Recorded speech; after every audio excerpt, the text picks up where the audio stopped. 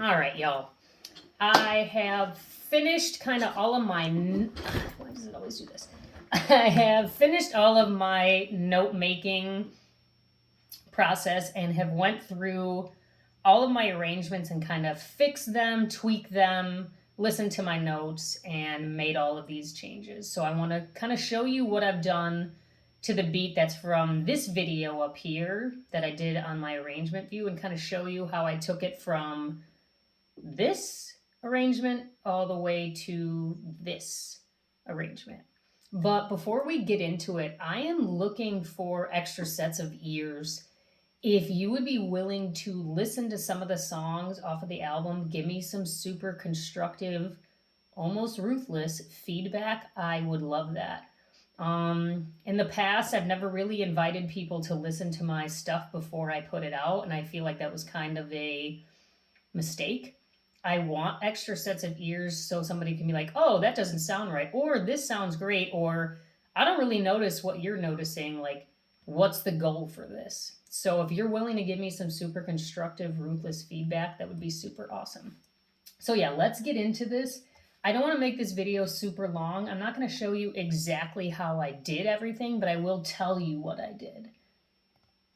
All right, so let's get into it. Let me kind of show you just from the beginning to the end kind of what I did. And I'm just going to start with a brief overview of kind of all the changes that I made.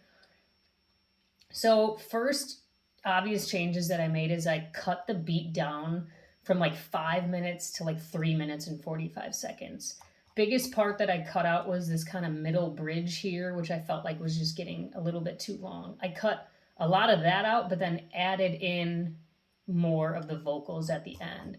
There was lots of times where the drums were just playing for too long, so I cut those out. Same thing with the bass. There's kind of some bigger cuts here to kind of create a little bit more emphasis. Another thing that I did, let me zoom in a little bit here, is I added a new completely different drum loop and then 2 different top loops to kind of give it this different surprise kind of feeling at the end there. Other kind of bigger changes are I added in a lot of like little ear candy and effects. I've always kind of liked songs where you can like hear this little sound in the background and you never really hear it the first time you're listening to the song. It's only like after listening to it multiple times that you're like, oh, that little sound in the back is cool. I've always liked those little kind of almost Easter egg surprise sounds. And then I just added some little bit of texture. I think it kind of fills out silence kind of nice, but still keeps it very quiet. So I did this kind of light river texture, and that texture kind of sounds like this. And it might even be like almost inaudible where you're at. I don't want it to be too loud, but just enough. And so yeah, let's kind of go through from the beginning to the end and let me show you what I've done. So this is kind of, beginning is pretty much the same. And we'll bring in the perks. And I also kind of leveled everything out so that it wasn't all super loud and that the volume was kind of where it needed to be.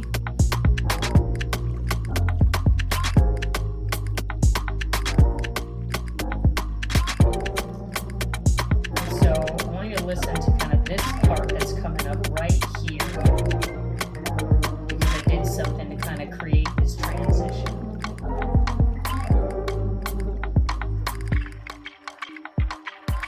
So what I did in this little part is I added right here, what I did was basically just kind of split this.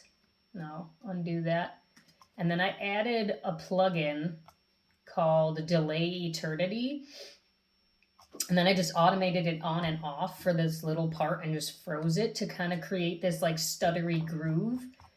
And then here I did, a lot of people do like a reverse reverb, which is basically you're printing a reverb onto a track. You take that kind of extra reverb sound at the end and then you reverse it. So I did that with a delay instead of a reverb.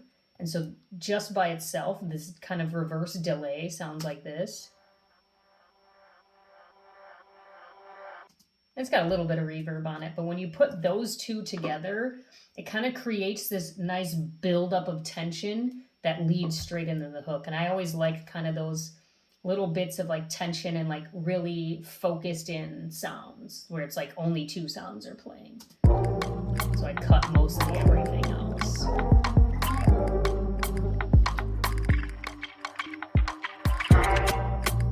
And I feel like it kind of makes that chorus hit a little harder. I think there's also parts where I cut the chords out a little bit too because I felt like they were kind of playing too much. I don't focus necessarily on the rule of 3 all too much, but I do kind of try to make it so that there's not too many sounds playing at one time. And these are just kind of little bits of ear candy, extra sounds in the background to kind of keep your ears engaged. So coming up is another kind of effect that I automated onto something for transition. And here I just cut all the drum sounds out, all the percussion sounds out to really kind of give it its own space in this.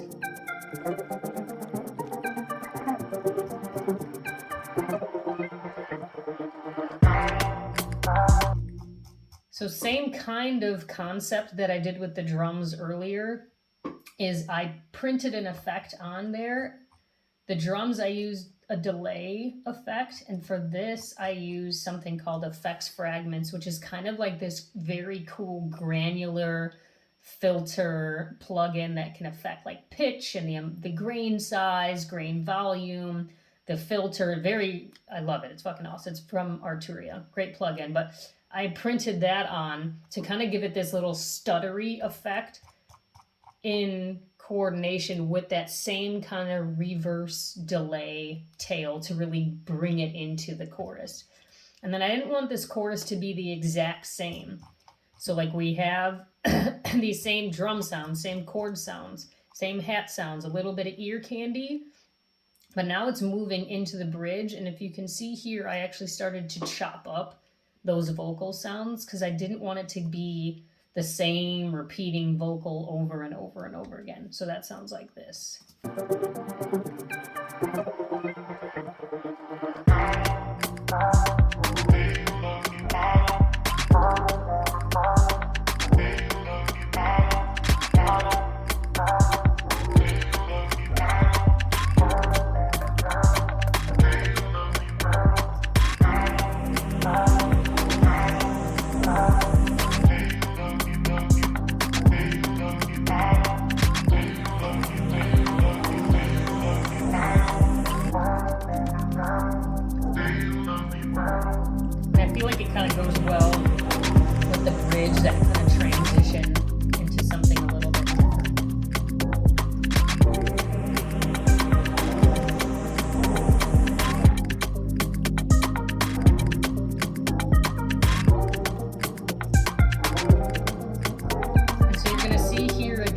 That same effects fragment kind of stuttery, glitchy feeling because I want it to still have like a through line, but a different transition. And here's when I bring in that completely different drum loop to just give it a completely different feel.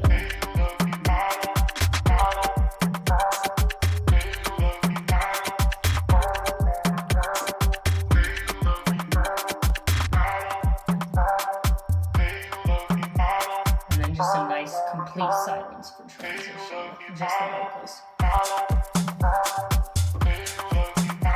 And I just like, it just gives it this different vibe switch. And then here's some more just vocal chopping. And I'm still, jury's out on this little pitch switch.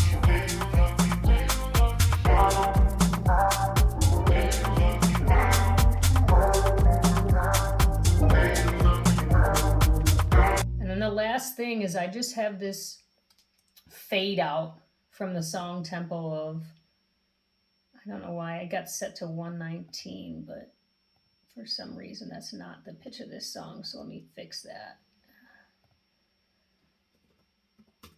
All right, from the pitch of, from the tempo of 120 all the way down to 80, and I feel like it's just kind of a weird slow fade out that sounds cool with the vocals and kind of just a good way to end the song. As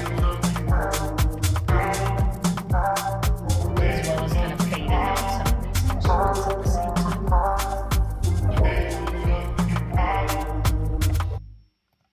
So yeah, that's pretty much how I took that arrangement from kind of that rough, long, not super exciting phase to this kind of more refined.